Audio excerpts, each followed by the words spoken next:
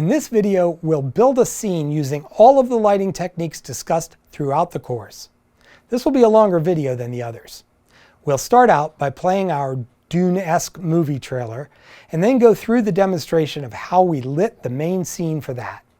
So now I basically got a key light, a soft key light, and that's it. A soft key light and zip.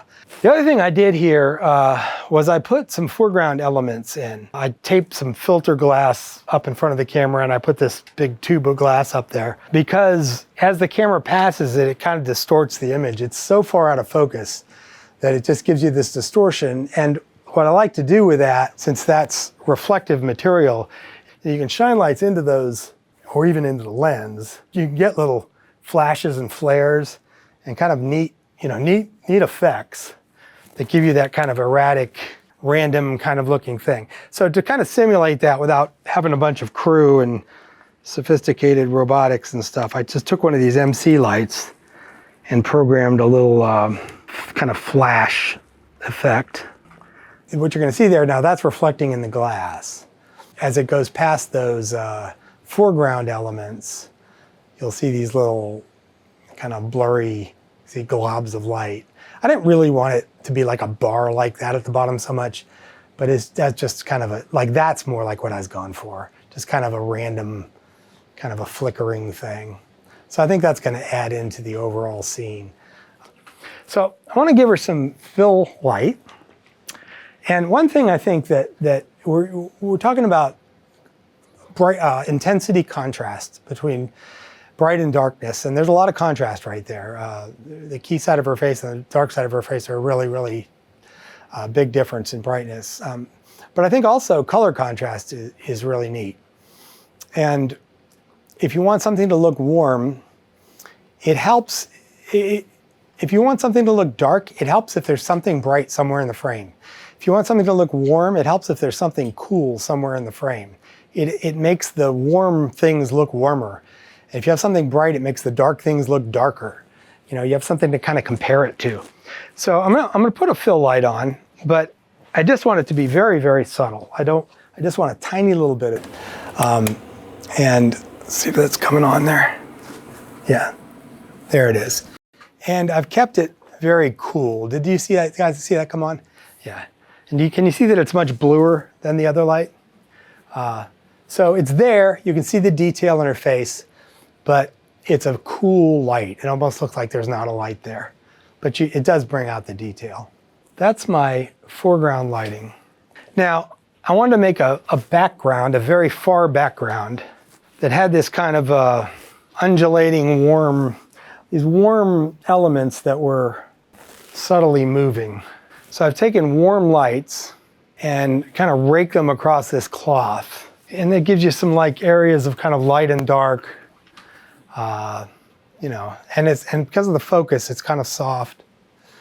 And also, again, with color contrast, to accentuate the warmth, I've also added a little cool light. And now that blue, I think, is making the warm parts look even warmer. And then I've got a noisy fan. And that's going to let those things move around some. So you get some kind of fluid motion in there.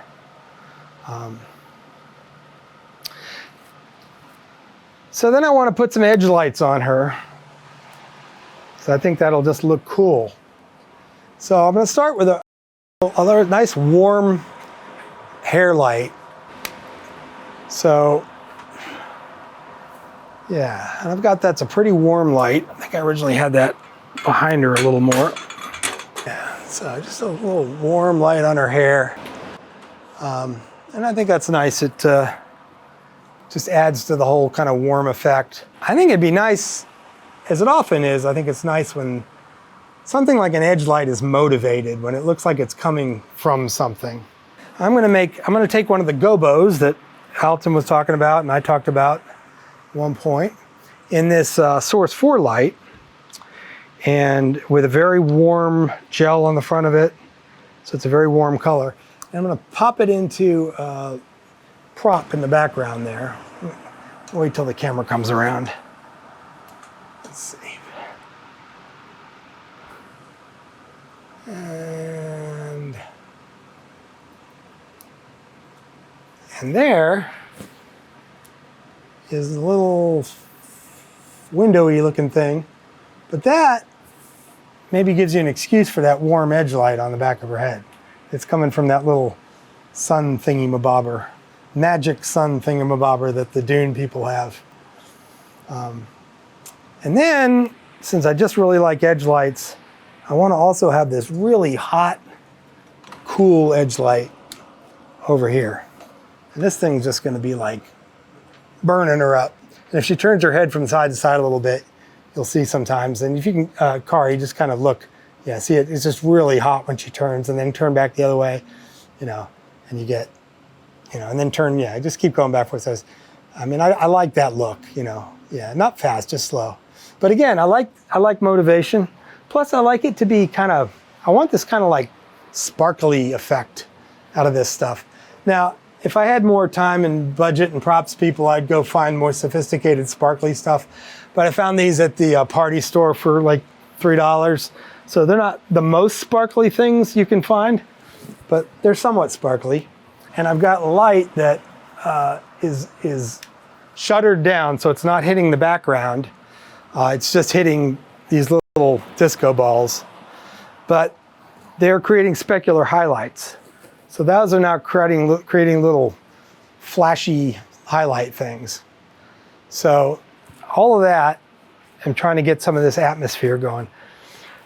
I also thought, since the Dune people live down in the fiery pits, I would go ahead and put a little bit of an uplight that's really red on her face. That's very subtle. You see a little bit of it in her eyes, a little bit coming up underneath her neck and stuff. But that just gives it a little bit of a, I don't know, spooky or something kind of a look. So that's pretty much it. And then one more touch is I decided maybe we could do this, which is just going to create some thick atmosphere that'll let you just kind of smear everything out and make it soft. Let you maybe see some light beams, maybe get the fire department to come. So that's kind of, I think that's kind of blending the background together, having that haze.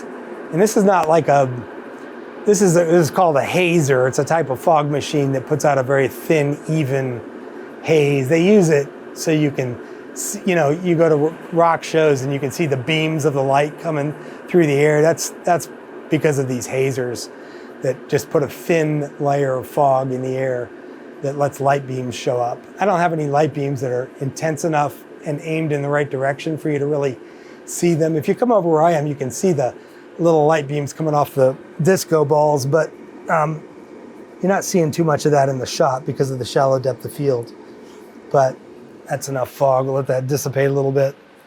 So that's my little mystical, you know, a little too much fog, and it'll dissipate here pretty quickly with the fan going. But what do you think? You like it? Yeah. What do you think, Michael? And I think the fog's a little much right now, but it'll go away pretty quick. I turned the machine off, so it'll kind of tone down as we go. So so there she is. Now be a mystical, magical person. Cast some spells on us, Kari. Cast some spells on us. Yeah. You're way too nice to be a mystical, magical person. So, you know, I'm trying to use as many of the things we talked about in class and combine them, and a few new little things. But, you know, trying to show how some of that stuff can all work together. And, you know, some things that maybe look like effects you're doing in post, but we're not doing anything in post. It's all in camera. You know, all that distortion coming off of the foreground elements and those things. Yeah. And so, you know, when you watch cooking shows, you know how they show you how to do all the cooking, and then at the end they put it in the oven? And then they immediately pull out one that's already cooked so you can see it when it's done and you taste it. I went ahead and shot this yesterday and edited a little bit together for you. So I made my Dune movie trailer. So now we can see what we got. when we edit it together. These are shots I shot them all, but they're just from various things I just pulled out of the archives here, but.